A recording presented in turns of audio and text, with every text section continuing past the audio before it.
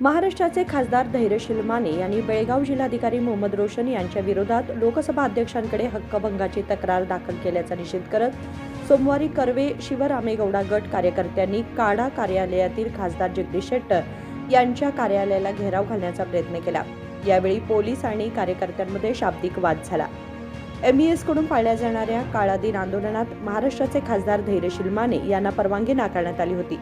या निर्णयाविरोधात लोकसभा अध्यक्ष ओम बिर्ला यांच्याकडे तक्रार करण्यात आली असतानाही बेळगावचे खासदार जगदीश शेट्टर यांनी त्याला कोणताही आक्षेप घेतला नाही असा आरोप करत कर्वे शिवरामेगौडा गट कार्यकर्त्यांनी त्यांच्या कार्यालयाला घेराव घालण्याचा प्रयत्न केला। या दरम्यान पोलिसांशी त्यांचा वाद झाला।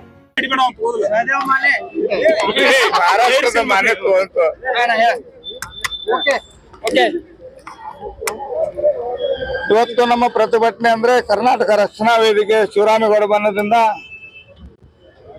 MES ನವರನ್ನು ಗಡಿಪಾರು ಮಾಡುವ ಹೋರಾಟ ಸುಮಾರು ವರ್ಷ ನಂತರ ನಾವು ಹೋರಾಟ ಮಾಡ್ಕೊಂಡು ಬಂದಿದ್ದೀವಿ।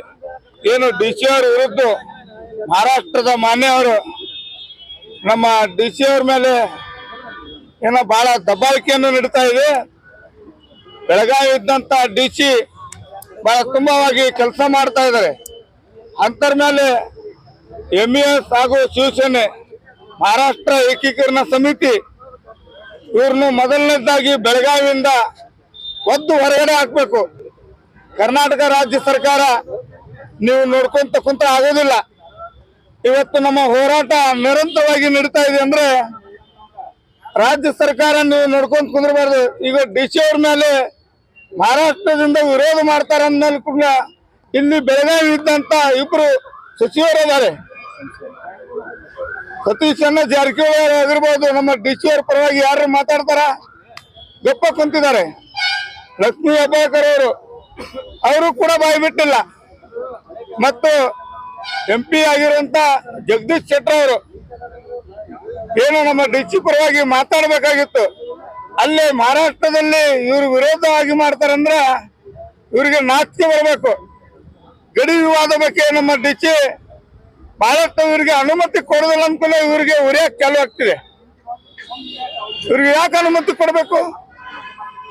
ಕರಾಳ ದಿನಾಚರಣೆ ಮಾಡಕ್ ಅನುಮತಿ ಬೇಕು, ಮತ್ತು ಅಧಿವೇಶನ ಸಂದರ್ಭದಲ್ಲಿ ಮಹಾಮೇಳ ಮಾಡಕ್ ಅನುಮತಿ ಬೇಕಂತಾರ।